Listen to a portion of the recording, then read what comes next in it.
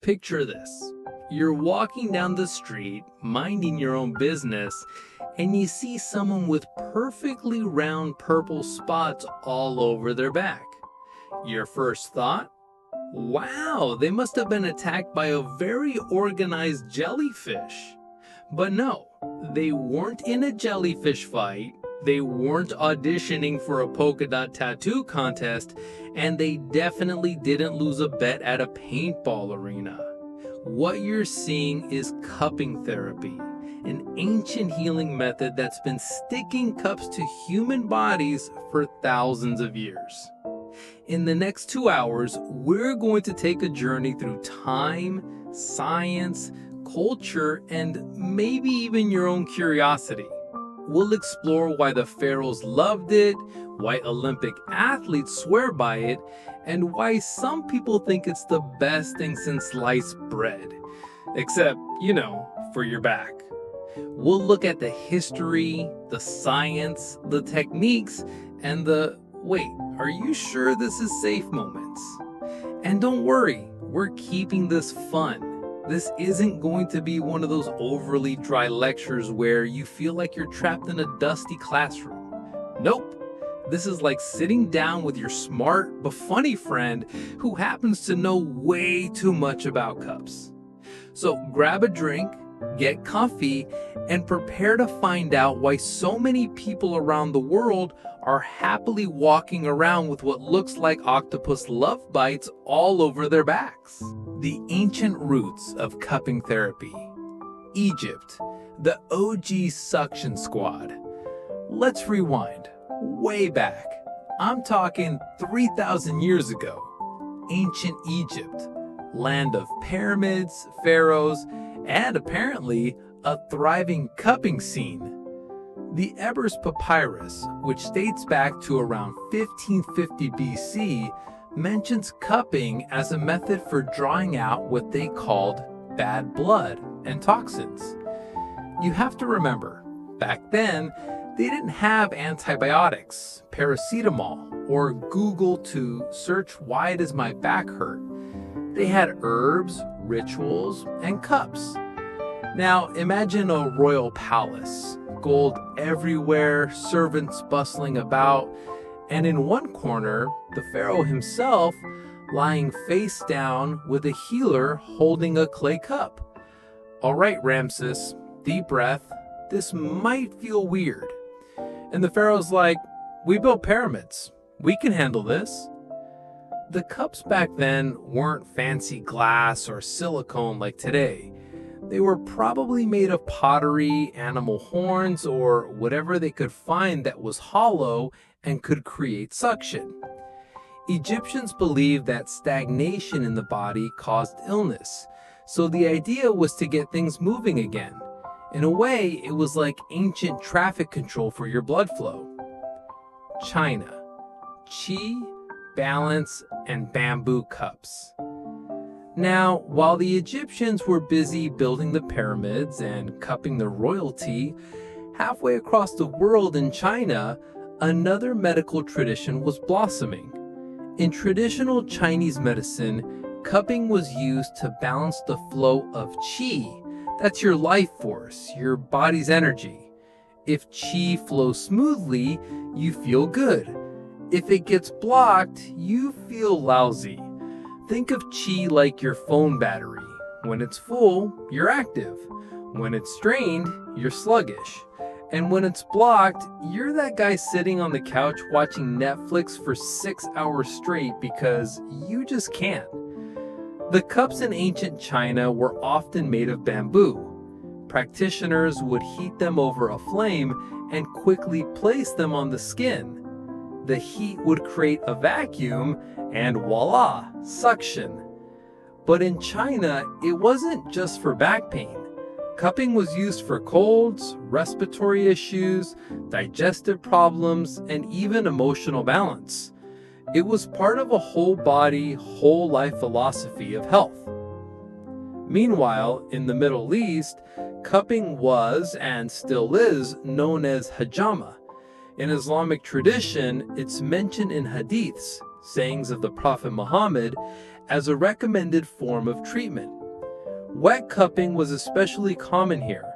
It involves making very small controlled cuts on the skin before applying the cup, allowing a small amount of blood to be drawn out. This was believed to remove harmful or stagnant blood, cleansing the system. I like to call it the oil change of traditional medicine, just, a little more personal. Tools over time, from horns to high tech. One of the coolest things about cupping is seeing how the tools evolved. Animal horns, simple, sturdy, and perfect for suction if you knew how to use them. Bamboo, lightweight, easy to heat, and available in abundance. Glass cups, introduced later and became popular in the 20th century because you could see the skin reaction through the cup. And now, silicone cups, portable, squeezable, and, in my opinion, looking a little bit like kitchen gadgets. The point is, humans have been finding creative ways to stick cups to each other for literally thousands of years, and they've kept doing it because it works, or at least feels like it does for many people. And that's why it survived from ancient temples to modern wellness spas.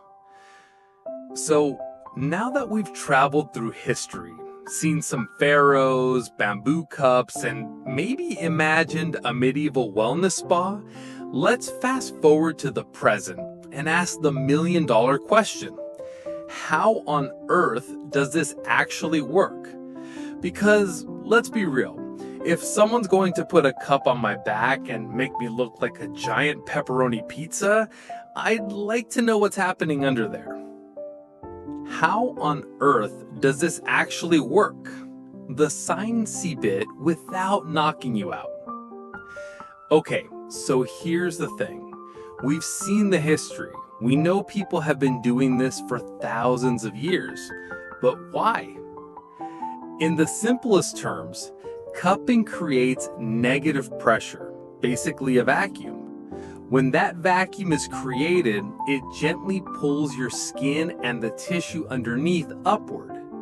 This suction causes increased blood flow to that specific area. And when more blood flows in, it brings more oxygen, more nutrients, and more immune cells. Basically, a rescue team for your muscles and tissues. If you've ever gotten a paper cut and noticed it heals faster when there's good blood flow, you've seen this principle at work. Cupping is like sending your body's version of a SWAT team to the site, but instead of weapons, they're carrying oxygen and repair kits. The lymphatic system's big moment. Now, let's talk about the lymphatic system. You know how your house has a drainage system to carry away wastewater? Your body has one too, and it's called the lymphatic system. It moves lymph fluid, which carries waste products away from tissues and back into your bloodstream for disposal. Problem is, the lymphatic system doesn't have a pump like the heart. It relies on movement, muscle contractions, breathing, and you guessed it, sometimes a little help from external therapies like cupping. Think of it like unclogging the drain in your shower, except you're not pulling out a hairball the size of a squirrel, you're helping your body's waste removal system run more smoothly. Pain relief theories.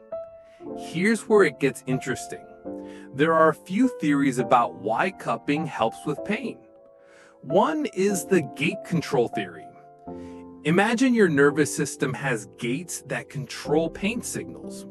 When you get cupped, the sensation and pressure might actually distract the nerves from sending pain signals.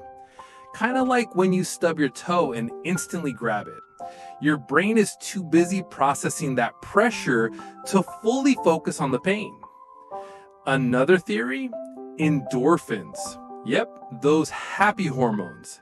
Some people get a mild euphoric or relaxed feeling after cupping, almost like after a massage or a good workout. And then there's the old-fashioned explanation, Muscles that are tight and knotted just feel better after they've had increased circulation and a bit of stretching from the suction. But does it really work?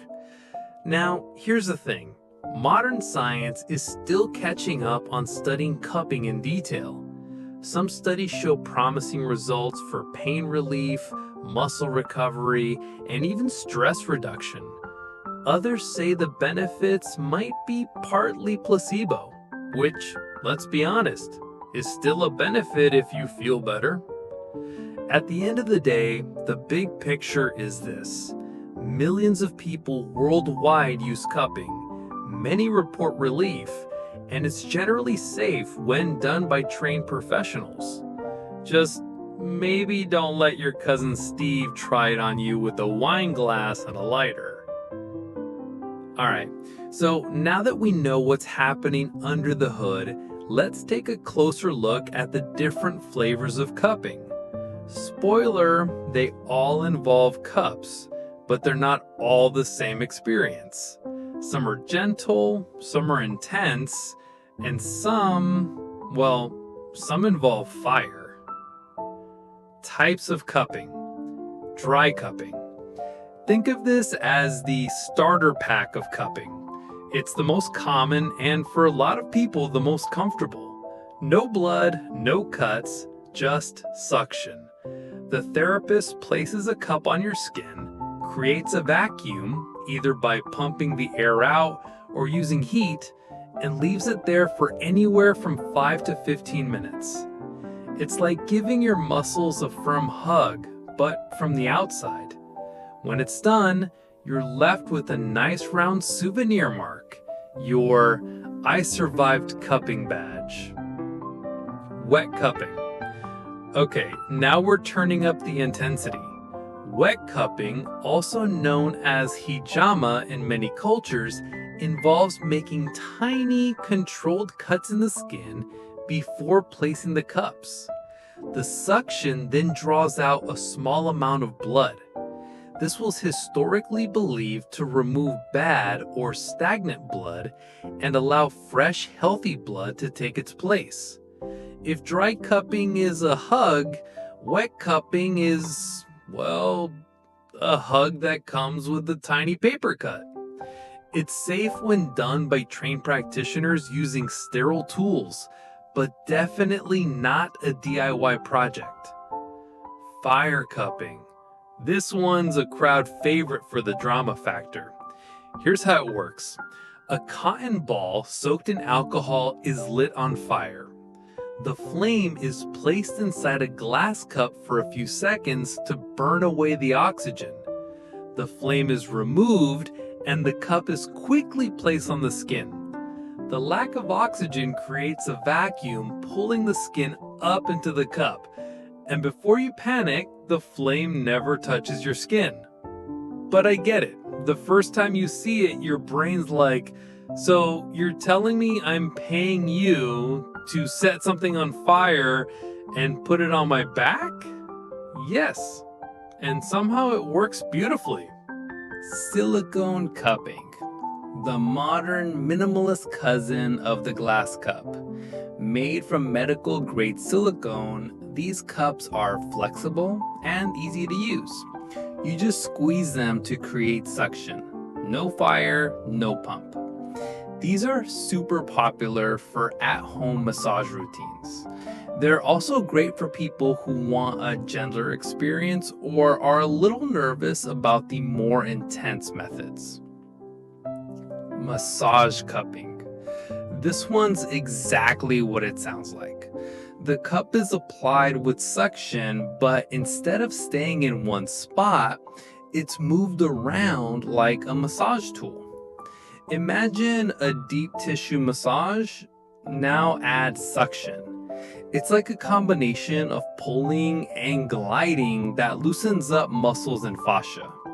And yes, it feels as weird as it sounds, but also strangely satisfying.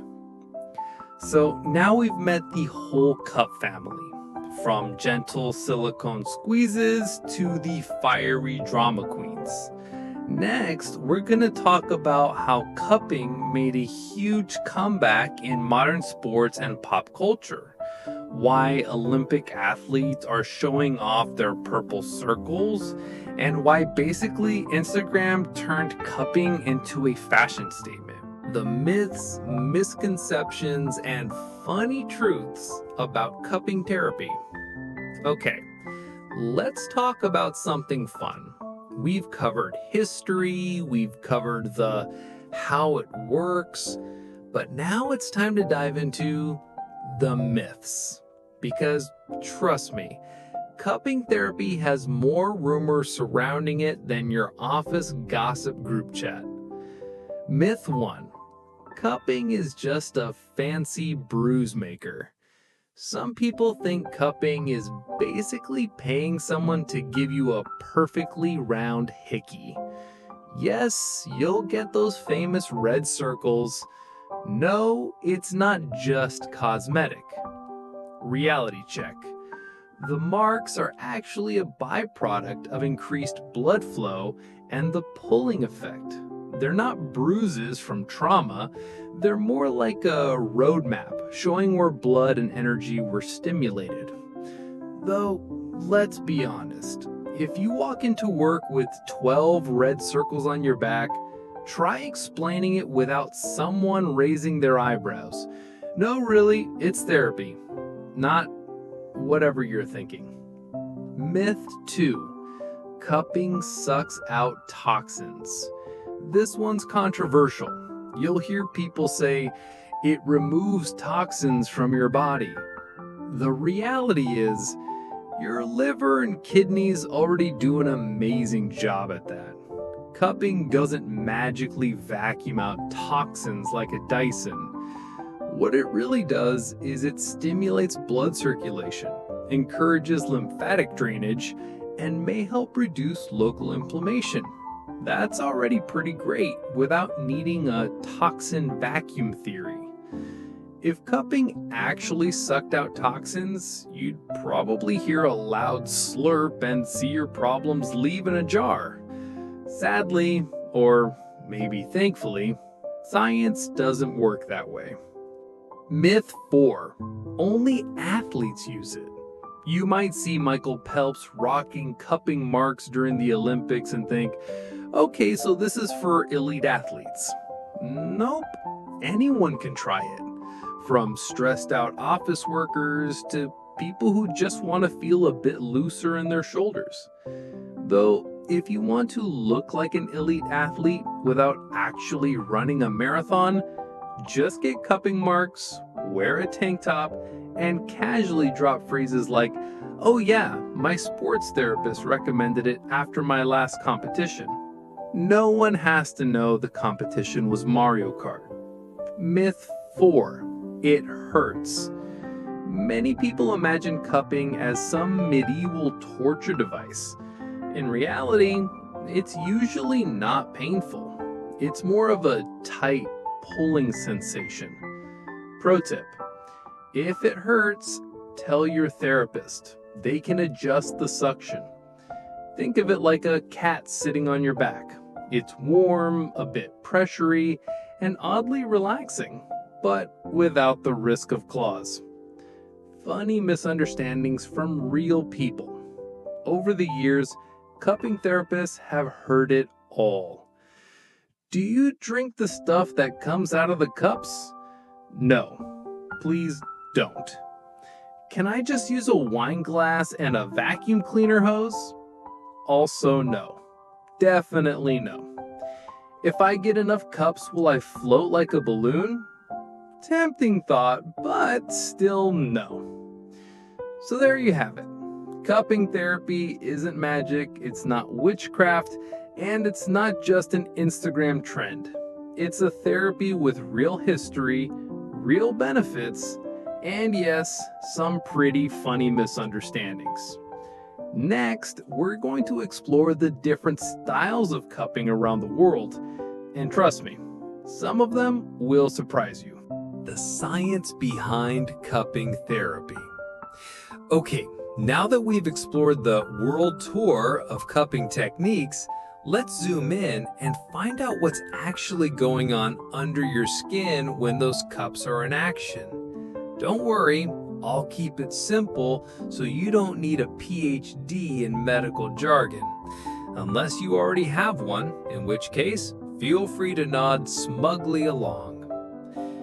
1. The basic mechanism: negative pressure.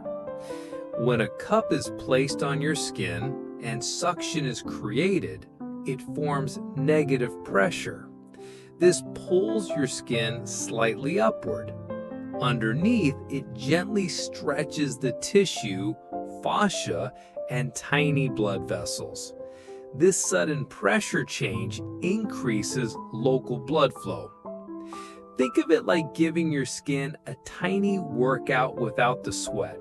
It's the lazy person's version of increasing circulation. 2. What happens to the blood? That suction encourages microcirculation. Fresh blood is pulled to the area. Fresh blood equals more oxygen and nutrients. The body also ramps up the removal of waste products like lactic acid. Yep, the thing that makes your muscles sore. It's like calling an Uber for your red blood cells. Hey guys, there's a party in the lower back. Bring oxygen. 3. The role of the nervous system. Cupping also stimulates the parasympathetic nervous system. That's your rest and digest mode. This helps lower stress, promotes muscle relaxation, and may even help improve sleep. Fun fact: some people actually feel sleepy during a cupping session. And no, it's not because they're bored. 4. Why do we get those famous cupping marks? Those purple or reddish circles? That's called petechiae or ekmiosis. Basically, tiny blood vessels breaking under the suction. It's not a bruise from impact, but a controlled response. Color and darkness depend on blood stagnation in that area. So if yours are super dark, it doesn't mean you're dying. It might just mean your back has been hosting a stagnation festival for years. 5. Muscle and fascia benefits. The suction separates layers of tissue and fascia. This can improve mobility, reduce tension, help with stubborn knots that even deep tissue massage struggles to fix.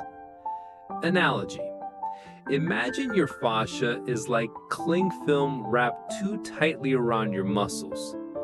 Cupping gently lifts and loosens it, kind of like unwrapping a sandwich without tearing the bread. 6. Possible neurological effects. Some research suggests cupping might influence pain gate theory, meaning it may block certain pain signals from reaching the brain. Less pain perception, a feeling of relief that can last hours or days. So in a nutshell, cupping works by using suction to boost circulation, relax tissue, and potentially reset pain signals. But remember, it's not magic, it's biology. And biology, my friends, is way cooler when you can feel it working.